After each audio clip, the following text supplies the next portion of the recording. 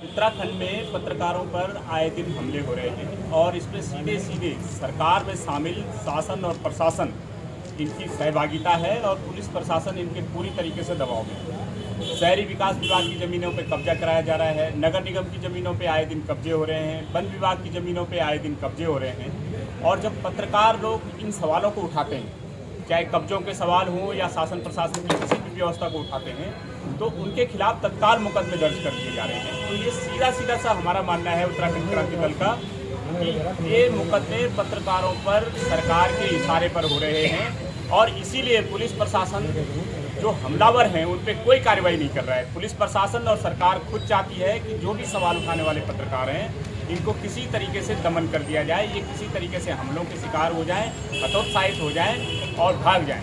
और अगर कोई पत्रकार नहीं दबता है, नहीं डरता है, तो उनके खिलाफ आए दिन मुकदमे दर्ज हो रहे हैं और पत्रकारों को प्रलोभन दे करके बाकायदा तोड़ा जा रहा है। हमारा उत्तराखंड क्रांति दल का ये साफ मानना है कि इसमें सीधे सीधे सरकार की भूमिका है। यही कारण है कि पिछले कुछ दिन पहले जब कुछ पत्रकार लोग देहरादून में नगर निगम की ज़मीन पर कब्जों के एक रिपोर्टिंग करने गए थे, तो उन पे जब हमला हुआ और उनको धमकी दे करके भगा दिया गया और उल्टे उन्हीं पत्रकारों के खिलाफ मुकदमा दर्ज करा दिया गया। पुलिस का साफ, पिछले जो डीआईजी थे, डीजीपी थे, उनका साफ कहना था कि पत्रकारों पर जब भी कोई शिकायत होती है तो उनके खिलाफ कोई भी जांच करे बिना मुकदमा दर्ज नहीं होगा।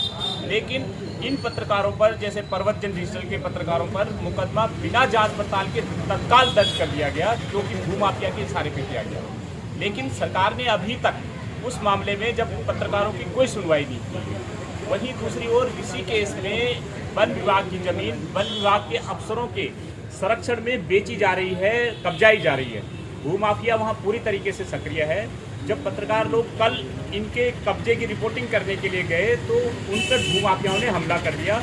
लेकिन आज 24 घंटे होने को हो रहे हैं, उन भूमाफियाओं के खिलाफ कोई कार्रवाई अभी तक नहीं हुई है, उनके खिलाफ कोई गिरफ्तारी नहीं हुई है।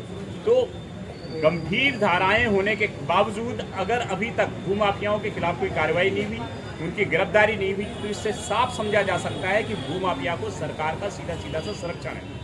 उत्तराखंड क्रांति दल का अल्टीमेटम है कि यदि 24 घंटे के अंदर इन पत्रकारों पर हमला करने वाले लोगों की गिरफ्तारी नहीं हुई तो उत्तराखंड क्रांति दल सड़कों पे आएगा, आंदोलन करेगा और पूरी जनता को साथ मिलेगा। हम पत्रकारों का हनन, पत्रकारों का दमन किसी भी कीमत पर बर्दाश्त नहीं करेंगे।